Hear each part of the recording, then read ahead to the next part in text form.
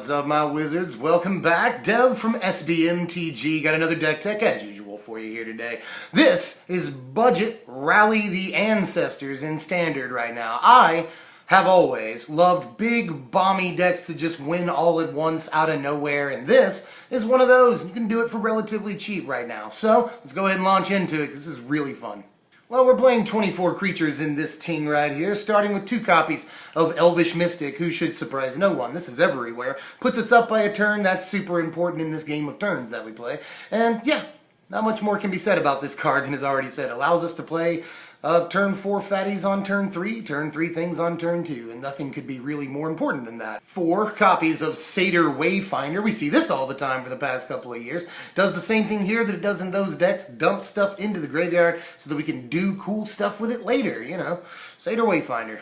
3 copies of Sylvan Caryatid. Yeah, this is one of the 2 cards that might actually cost you almost real money in this deck. Not quite a $5 bill, get you a Sylvan Caryatid, and that and, like I said, 1 other card will put us at about 35 bucks once it's all said and done to make this deck. But not so bad, to be honest. We have to have our 3 copies of Caryatid because stops aggro, is hexproof, ramps us, and gives us, fixes our mana. So does all the things we needed to do early game, and we gotta have it. So definitely 3 copies of Caryatid. 1 copy of Merciless Executioner, first suggested by LSV himself, Luis Scott Vargas, and then it's also in an article that Melissa Del Toro wrote for Wizards. She also has said that this card should be in this deck, and they're both, top level players, so I trust them. Merciless Executioner, good in this format right now with a lot of hexproof creatures and things we can't otherwise target. So yeah, I'm down for at least the 1 copy of Executioner as sort of, metagame tech right now. 3 copies of Nyx Weaver. I've always liked this guy. Dump stuff into our graveyard is a good early game, just board sitter, has reach, big butt block stuff. So Nyx Weaver is really cool, and if we can get him to stick around for a couple of turns, does a lot for us and retrieves cards that we would otherwise not want to dump into the graveyard. He's good for that too. So like Nyx Weaver, always have. Like the cut of his jib.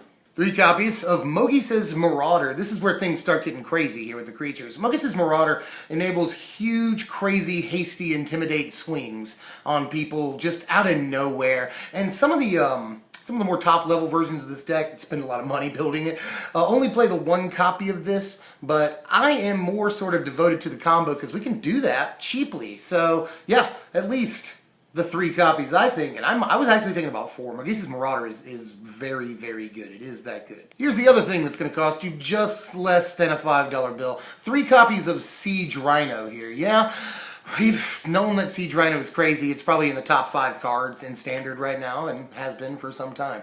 And we have to have it for what we're doing here. At least the 3 copies. If you had a couple extra bucks, go ahead and make it 4 because it's that vital to the deck. Honestly, we gotta have it. So, and even if we're not doing insane combo stuff with it and winning all at once, this is Siege Rhino. He's one of the most aggressively costed creatures in the last couple of years. So Siege Rhino. 4 copies of a guy I'm glad to see back after a while. This is Grey Merchant of Absodal.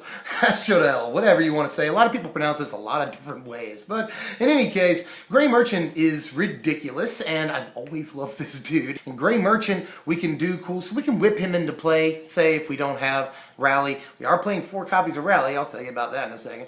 But yeah, plenty of times we can get this guy into play. If he leaves play, we can bring him right back with a whip or something. So Grey Merchant really, really is super, like an all-star in this deck, and definitely playing 4 copies.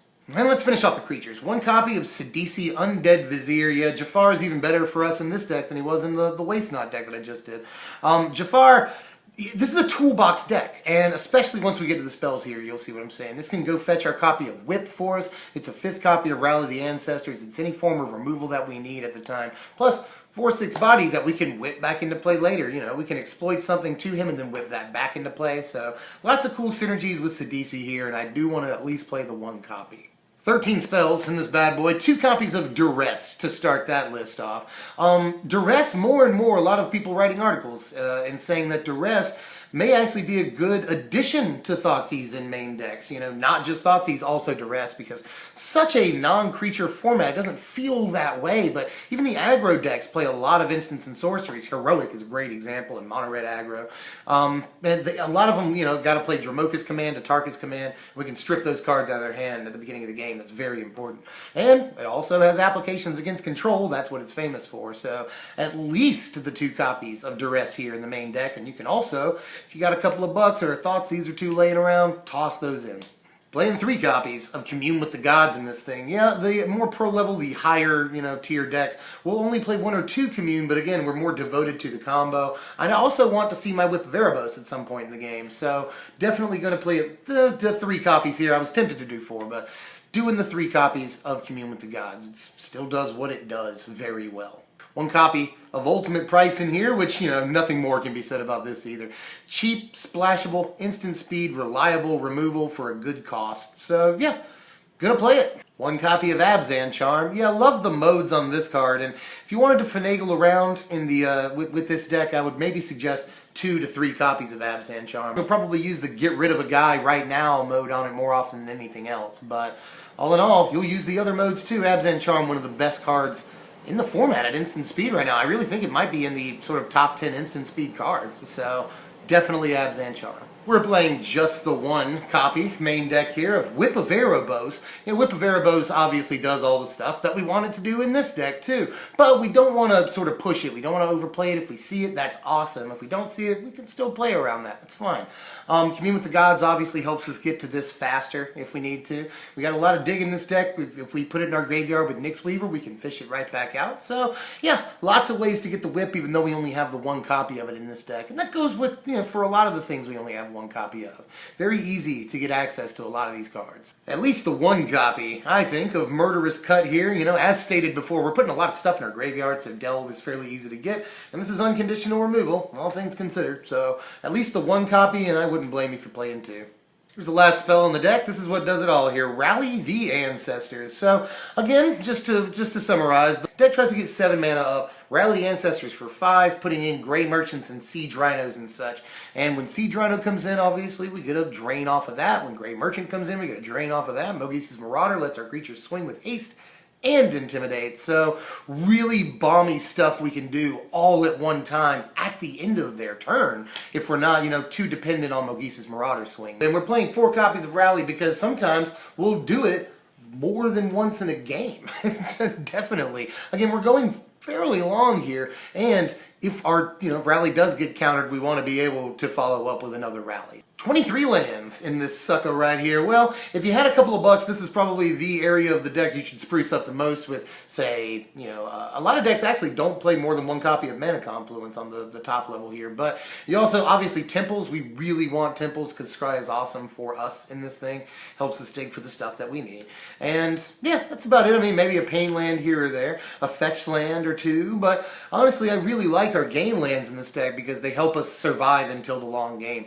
Here's our board. Our board actually doesn't have to be that much different than the sort of top level boards. Wanted to include a couple of things in here, specifically something to get rid of enchantments. It's very important. So, yeah, that's my board. Let me know what you think. And I know that maybe Drown in Sorrow could possibly be in there too. But yeah, let me know what you think about this whole deck, not just the board, obviously. And I'm going to go ahead and post the power rankings right here. Obviously, the deck doesn't do too much outstandingly well because it's a build-up to, you know, one big shot towards the end. But it does have fair defense. Its resiliency is very good because if they kill your creatures, you can get them back in a variety of ways. And yeah, lots of cool sort of, it doesn't do anything bad per se, you know, slightly low speed, but it's a rock deck to its core. It wants to stick around for as long as possible until it gets to do what it wants to do. And it does that very well and wins all at once.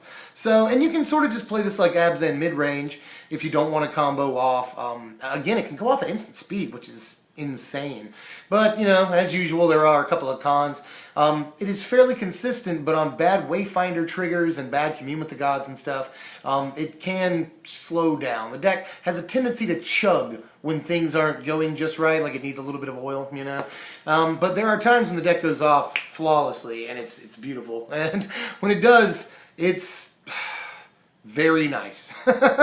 It's a really good feeling. You know, I played Human Reanimator a couple of years ago. For like 8 months I played that deck because it was so fun. Won all at one time off of sort of an infinite looping combo on the 7th or 8th turn. And this deck reminds me an awful lot of that deck, and that was so much fun to play. Like I said, I played it for almost a year without switching decks. So yeah, I highly recommend this deck because it feels a lot like that deck to me, and I really love decks just like this. Graveyard manipulation, wins in a bomby way, has reliable creatures, decent removal. So there's a lot going for this deck, and I like it. I like it a lot. Let me know what you guys think, and I'll be back next time. I'm thinking about doing budget mono white. Let me know what you guys think about that. I've already got it ready. I think it's a fairly good deck, but it was a really tough one to suss everything out for. I haven't had that much trouble completing a deck in a while. So let me know what you guys think about that. And as always, give me suggestions. I'm more than open to that. And subscribe for more Magic Origin spoilers coming up. So if you haven't subscribed yet,